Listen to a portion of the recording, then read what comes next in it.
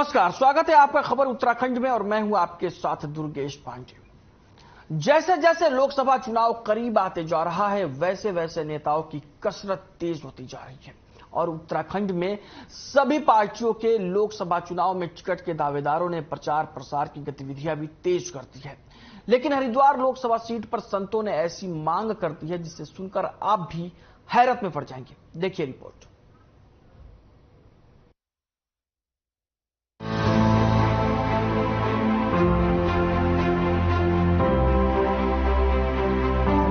का प्रतिनिधित्व किसी संत को करना चाहिए।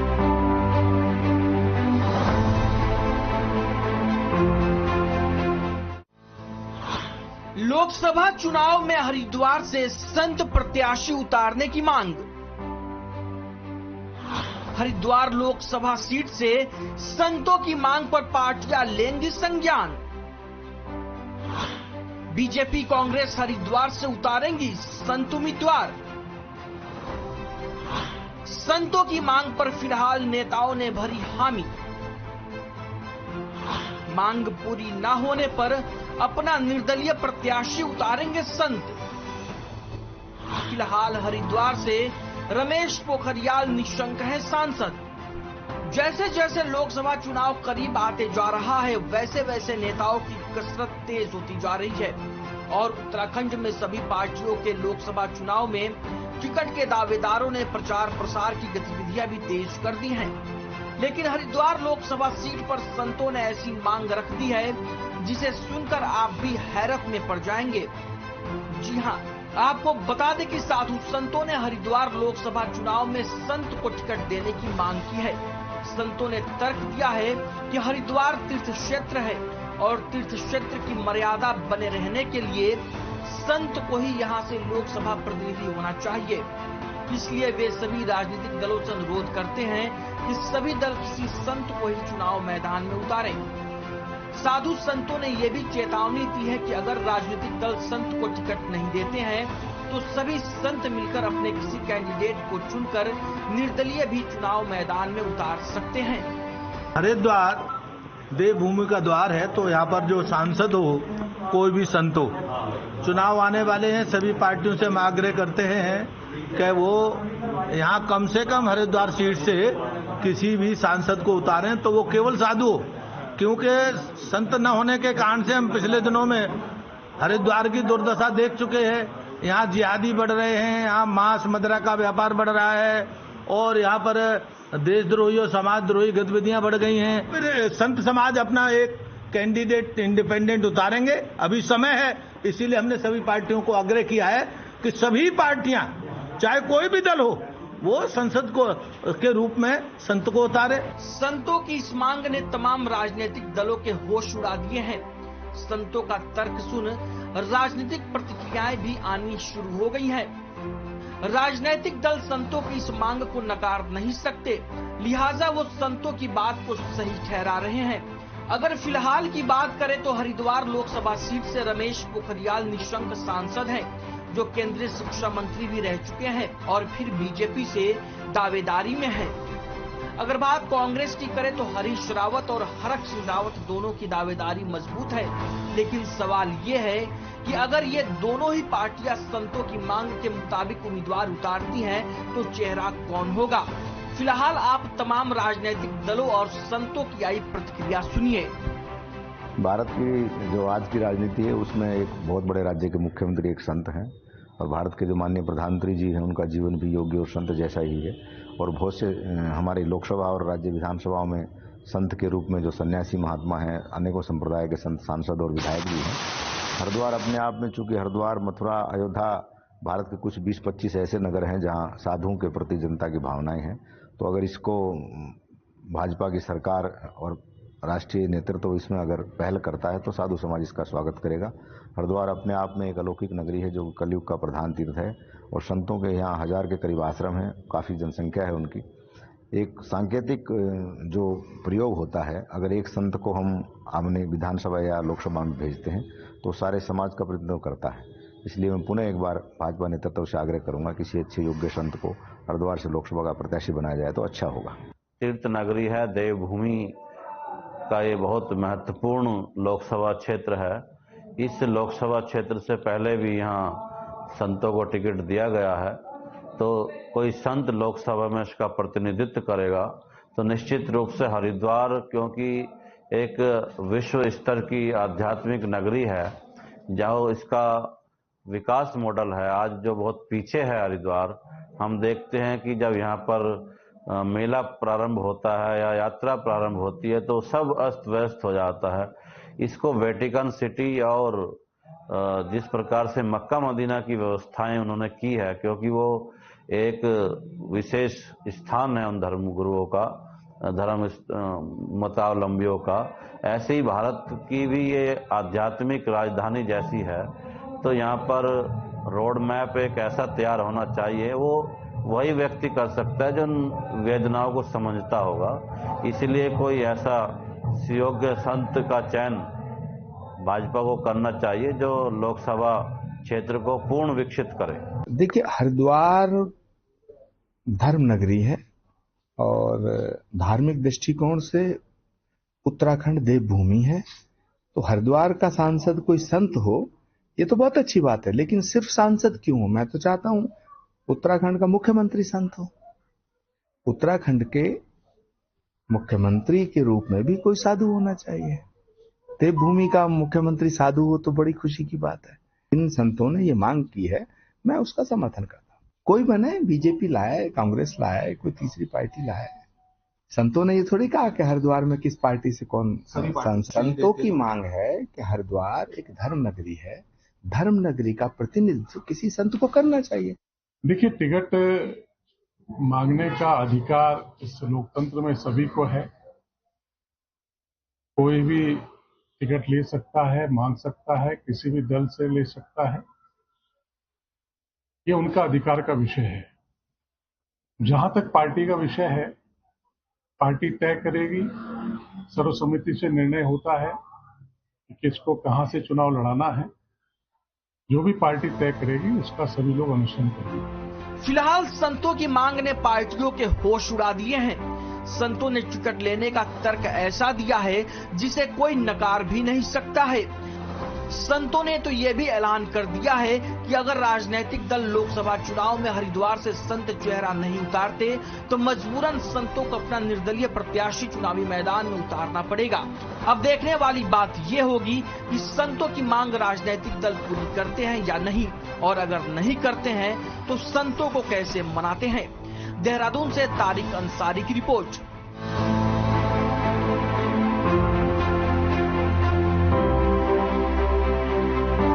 का प्रतिनिधित्व किसी संत को करना चाहिए।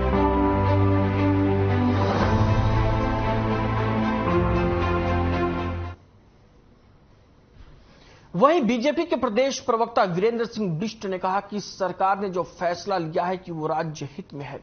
राज्य की नई सूक्ष्म लघु और मध्यम उद्यम की नीति में पूंजी निवेश के प्रोत्साहन के लिए सब्सिडी बढ़ाई जा रही है। उन्होंने बताया कि पर्वतीय क्षेत्रों में एमएसएमई उद्योग में पूंजी निवेश पर अधिकतम 4 करोड़ और मैदानी क्षेत्रों में 1.5 करोड़ की सब्सिडी का प्रावधान किया जा रहा है।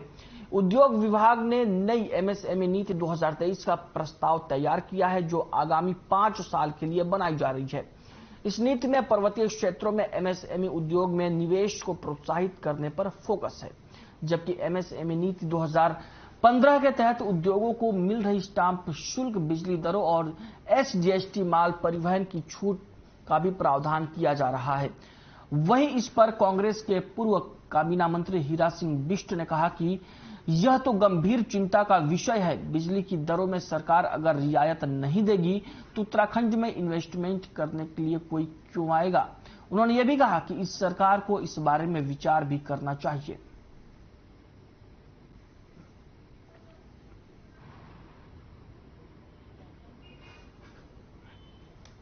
देखिए, सरकार ने जो फैसला लिया है वो फैसला राज्य हित में है और राज्य के व्यापक हित में है। जो स्टाम्प शुल्क हैं या दूसरे शुल्क हैं उसमें जो उनको छूट दी गई है, बहुत अध्ययन करने के बाद ये फैसला लिया गया है। राज्य सरकार का ये फैसला राज्य के व्यापक हित में है। ये तो गंभीर चिंता का विषय है। शाम शुल्क और बिजली दरों में रियायत सरकार नहीं देती, जो दे सकती है तो इन्वेस्ट करने को लोग क्यों आएंगे महंगे उसमें। सरकार को इस बारे में विचार भी करना चाहिए और समय की आवश्यकता भी तकाजा भी है। यहाँ रोजगार सृजन किया है तो सरकार को कंस्ट्रक्शन को गंभीरता से विचार करना चाहिए। जहाँ वो कंस्ट्रक्शन नहीं देने वहाँ तो दे रहे, लेकिन जो आम लोगों से जुड़ी समस्या के समाधान के लिए इंसेंटिव देने की व्यवस्था सरकार को करनी भी चाहिए। इससे उद्योग लगेंगे, इससे यहाँ इंसेंटिव मिलेगा तो रोजगार मिलेगा, वरना प्लान करेंगे लोग। वहीं बीजेपी के प्रदेश प्रवक्ता वीरेंद्र सिंह बिष्ट ने कहा कि ओबीसी का जो विषय है निकाय चुनाव को लेकर, इसके सर्वे को लेकर सरकार ने कहा कि अभी समय लगेगा और समय लगने के बाद ये तय किया जाएगा कि नगर निकाय चुनाव कब कराए जाएंगे। वहीं इस पर कांग्रेस के पूर्व काबीना मंत्री हीरा सिंह बिष्ट ने कहा कि निकाय चुनाव को लेकर मैं नहीं समझता कि राज्य सरकार की कोई तैयारी है। उन्होंने कहा कि राज्य सरकार इसको आगे बढ़ाना चाहती है। निकाय की मैंने समझता कि राज्य सरकार को तैयारी है और मैं जो समझता हूँ राज्य सरकार इसको आगे बढ़ाना चाहती है। इनको अपनी स्थिति को देख करके, जो निगमों की स्थिति है, अब देहरादून राजधानी के देख लो, मेरी सड़क देख लो, इसको 6 महीने हो गए, कहीं मिट्टी डाल दें कि निकाल दें। तो ये मैं जहां भी देहरादून में जाता हूँ ये स्थिति है। हजारों करोड़ रुपया खर्च कर दिया, कौन सी कंपनी कहाँ पर है। तो ये प्रदेश का तो और भी बुरा हाल है। वहां तो कोई देखने वाला, हरिद्वार जाओ, रुड़की में गया, उधर यही हालत है। तो विकास के नाम पर तो हजारों करोड़ रुपया खर्च कर दिया, लेकिन वो सब कमीशन खोरी में जा रहा। विकास ठप है, न सरकार का कोई वर्चस्व अधिकारियों पर, न दबाव अधिकारियों पर, न अधिकारियों पर लग रहा कि हमारे ऊपर कोई है, क्योंकि उन्होंने खुली छूट दे रखी है। देखिए, सरकार ने जो फैसला लिया है वो फैसला राज्य हित में है और राज्य के व्यापक हित में है।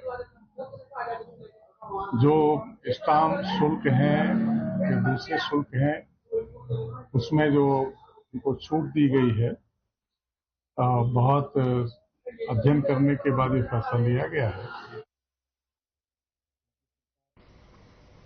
पूर्ण विधि विधान से भगवान बद्री विशाल के कपाट खुलने के साथ ही चारधाम यात्रा का विधिवत श्री गणेश शुरू हो गया है। यमुनोत्री, गंगोत्री और बाबा केदारनाथ के कपाट पहले ही खुल चुके हैं। चारधाम यात्रा का विधिवत आगाज होते ही उत्तराखंड स्वास्थ्य विभाग चारधाम यात्रा को लेकर पूरी तरीके से मुस्तैद नजर आ रहा है। स्वास्थ्य सचिव डॉक्टर आर राजेश कुमार लगातार चारों धामों के स्वास्थ्य सुविधाओं से जुड़े अधिकारियों से अपडेट लेने के साथ ही जरूरी दिशा निर्देश दे रहे हैं। चारधाम यात्रियों की सुविधा को देखते हुए मुख्यमंत्री पुष्कर सिंह धामी और स्वास्थ्य मंत्री धन सिंह रावत के निर्देश पर स्वास्थ्य विभाग ने पहली बार 9 भाषाओं में यात्रा की नई एसओपी जारी की है।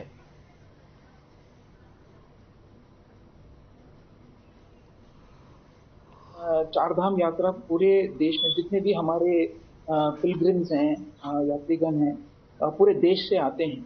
और कभी कभार ये देखने को मिला है कि जो भी हम गाइडलाइंस जारी करते हैं, हेल्थ रिलेटेड एसओपी जारी करते हैं, कभी कभार इंफॉर्मेशन का अभाव रहता है क्योंकि वो उनके लोकल लैंग्वेज में नहीं रहता।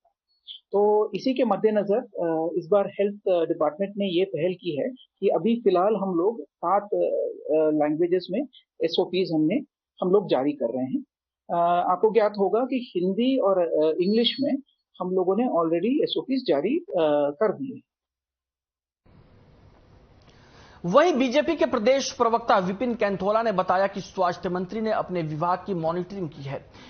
उनके सचिव फील्ड में है। इसके अलावा धर्मस्व और पर्यटन के सचिव भी फील्ड में हैं। उन्होंने बताया कि चारधाम यात्रा में पिछली बार लाखों लोगों ने बाबा के दर्शन किए थे। वहीं इस बार 18 लाख से ऊपर लोगों ने रजिस्ट्रेशन करा लिया है।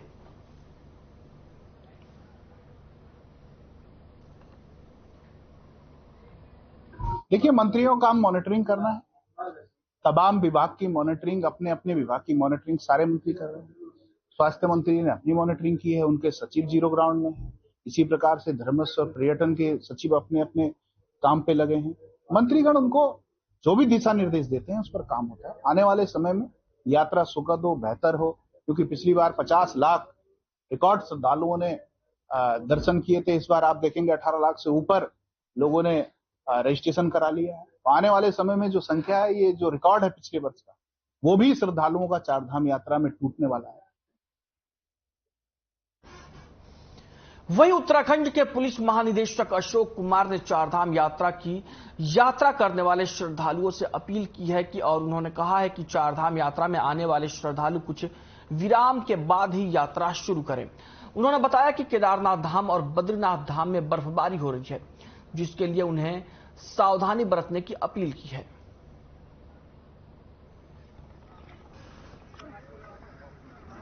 जो है विशेषकर केदारनाथ जी की यात्रा को बीच बीच में रोकना पड़े, मौसम को देखते हुए, बर्फ की कंडीशन को देखते हुए। तो मेरी समस्त देशवासियों से अपील है कि अपनी यात्रा को उस हिसाब से प्लान करें और इस बात को फैक्टर करके रखें कि मौसम खराबी की वजह से हो सकता है उनको थोड़ा बहुत रुकना पड़े। तो 1 मई तक मौसम का वार्निंग है हल्का।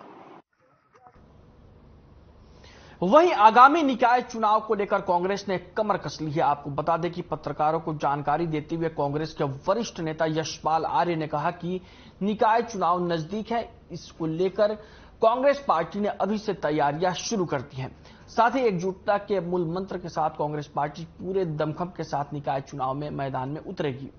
उन्होंने कहा कि चुनाव के दृष्टिगत कांग्रेस पार्टी अत्यंत गंभीर है और बूथ स्तर से लेकर जिला स्तर तक संगठनात्मक तैयारियां की जा रही हैं।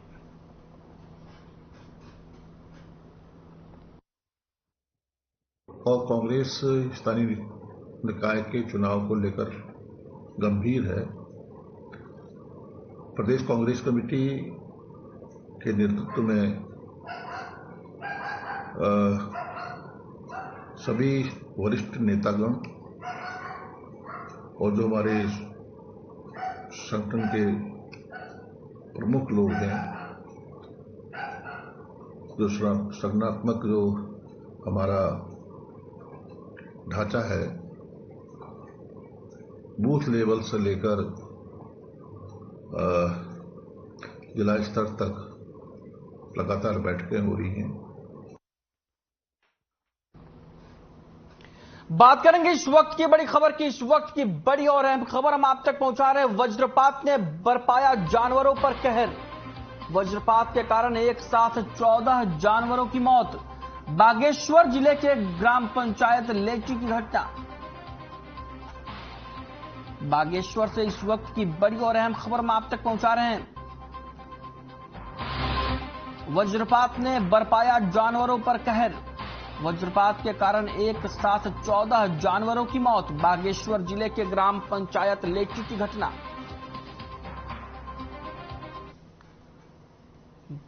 तस्वीरें आप अपनी टीवी स्क्रीन पर देख सकते हैं। बागेश्वर की ये तस्वीरें हैं जहां वज्रपात ने कहर बरपाया और वज्रपात की वजह से एक साथ 14 जानवरों की मौत हो गई।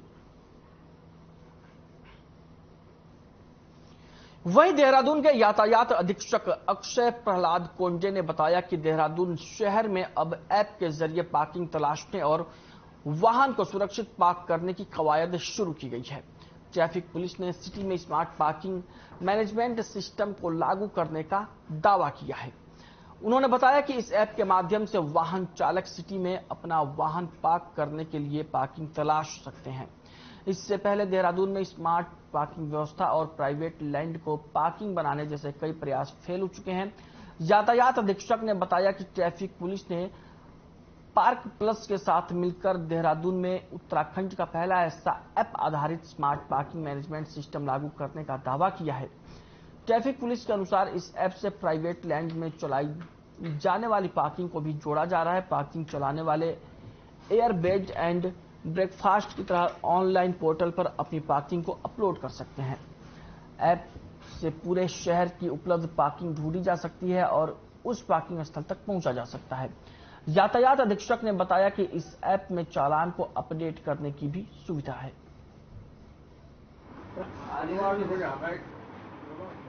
अच्छा, हमारा मैसेज पढ़ने से आपका वो देहरादून में पार्किंग की समस्या बहुत ज्यादा है। पार्किंग ढूंढने में भी समस्या है और बहुत बार देखा जाता है कि पार्किंग एक स्पेसिफिक पार्किंग के लिए गाड़ी जाती है और किसी स्पेसिफिक पार्किंग के लिए गाड़ी जाती है, वो पार्किंग हमेशा या कभी कभी फुल भी हो सकती है। तो इसी के सॉल्यूशन के तौर पे पार्क प्लस एक पार्किंग सॉल्यूशन है जो डेडिकेटेड पार्किंग में एक्सपर्ट है, उनको हमारे द्वारा इनवाइट किया गया। उन्होंने इसका देहरादून में स्टडी करके हमने इस ऐप को लॉन्च किया है। आपसे अनुरोध रहेगा, अगर आप पार्क प्लस ऐप डाउनलोड करते हैं तो उसमें 400 से ज्यादा पार्किंग हमने अभी तक इंटीग्रेट की है और आने वाले 1 मंथ में हम लोग लगभग 2000 पार्किंग इसमें इंटीग्रेट करेंगे। अच्छा, हमारा मैसेज पढ़ने चाहते हैं, आपका वो पढ़े ना।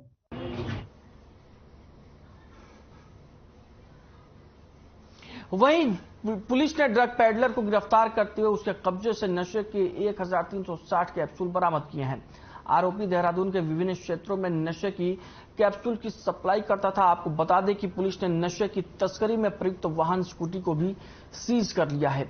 एसपी सिटी ने बताया कि आरोपी ने पूछताछ में बताया कि उसने नशे की कैप्सूल और गोलियां मुजफ्फरनगर निवासी व्यक्ति से खरीदे हैं। राहुल जैन जिले के विभिन्न क्षेत्रों में नशे की गोलियां और कैप्सूल की सप्लाई करता है। देखिए, ये रायपुर में अवैध नशे को लेकर के लगातार हम लोग कार्रवाई जो है पूरे जनपद में चल रही है। उसी परिप्रेक्ष्य में कल जो है एक अभियुक्त की गिरफ्तारी रायपुर थाना क्षेत्र से की गई है।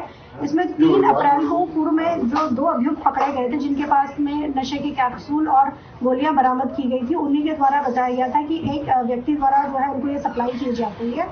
तो उसी संबंध में जो है रायपुर पुलिस ने काम करते हुए उसके बारे में इंफॉर्मेशन जुटाते हुए कल उसको गिरफ्तार किया है, जिसके पास से लगभग 1360 नशे की गोलियां और कैप्सूल बरामद हुए हैं और एक्यूज को जो है जेल भेजा।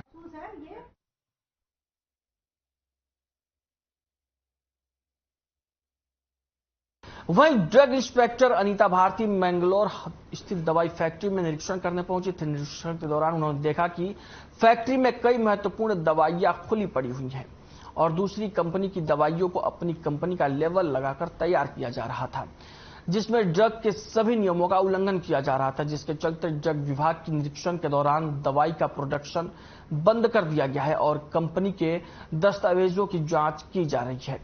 दवाई फैक्ट्री में इस तरह की लापरवाही पाए जाने के बाद दवाइयों की कंपनी पर सवालिया निशान खड़ा हो गया है।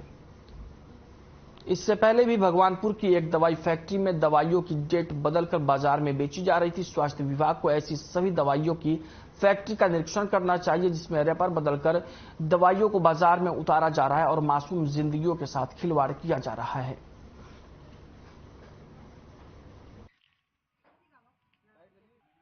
हमारे उच्च अधिकारियों द्वारा जो है एक सरप्राइज इंस्पेक्शन के ऑर्डर किए गए हैं जो पूरे स्टेट में हो रहे हैं। सेंटर की टीम और स्टेट की टीम द्वारा निरीक्षण किए जा रहे हैं और यहाँ पर जो कंपनी है इसके द्वारा अभी जितने भी जीएमपी के नियम हैं और जिसके तहत जो है दवाइयों का निर्माण किया जाता है वो कोई फॉलो नहीं किए जा रहे हैं और दूसरी कंपनी की दवाइयों को डिफॉइल करके उन्हें पुनः अपना लेबल दे करके बेचा जा रहा है। तो फिलहाल इसे अभी स्टॉक प्रोडक्शन कर बंद कराया जा रहा है।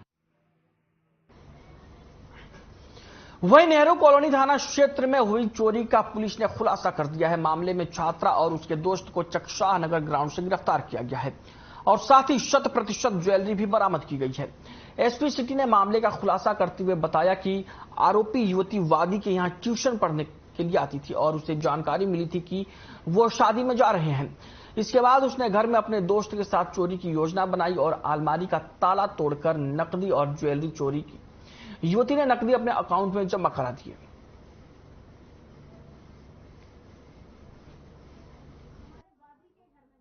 नेहरू कॉलोनी थाना क्षेत्र में चक्षा नगर से कंप्लेनेंट द्वारा जो है ये एक तहरीर दी गई थी जिसमें कि उनके द्वारा ये बताया गया कि 20 तारीख को वो जो है किसी अपने रिश्तेदारी में गए हुए थे और जब 4-5 दिन बाद वापस आए तो उनके घर में चोरी हुई थी। इसी संबंध में मुकदमा पंजीकृत किया हुआ था और उस पर जो है नेहरू कॉलोनी की टीम द्वारा जो है लगातार उसमें प्रयास किए गए, सीसीटीवी फुटेज वगैरह देखी गई।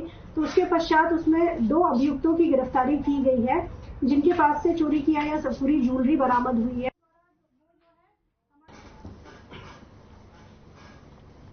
पौड़ी जिले की लैंसडाउन विधानसभा क्षेत्र के रिखड़ी खाल के जुई गांव में बाघ का शावक वन विभाग के पिंजरे में कैद हो गया है। हालांकि खतरा अभी टला नहीं है। इस क्षेत्र में एक और बाघ अभी भी मौजूद है।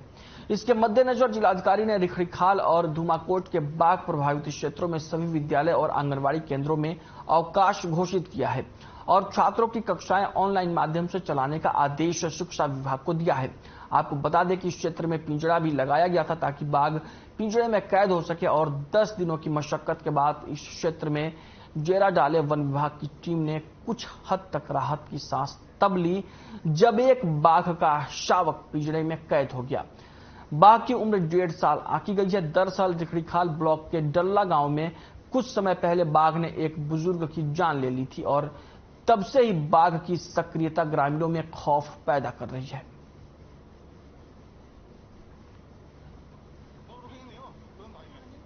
मुख्य वन संरक्षक हैं गढ़वाल क्षेत्र के, उनसे मैंने भी बात की है और वहां पर कैंप करवाया गया था। डीएफओ को भी और मंडल के जो हमारे कंजर्वेटर फॉरेस्ट है वो भी कैंप कर रहे हैं और निरंतर सतर्क रहने हेतु निर्देशित किया गया। इसके अलावा ग्रामीणों को भी कुछ सुझाव दिए गए हैं, तो उस ढंग से जिलाधिकारी उस पर कार्य कर रहे हैं।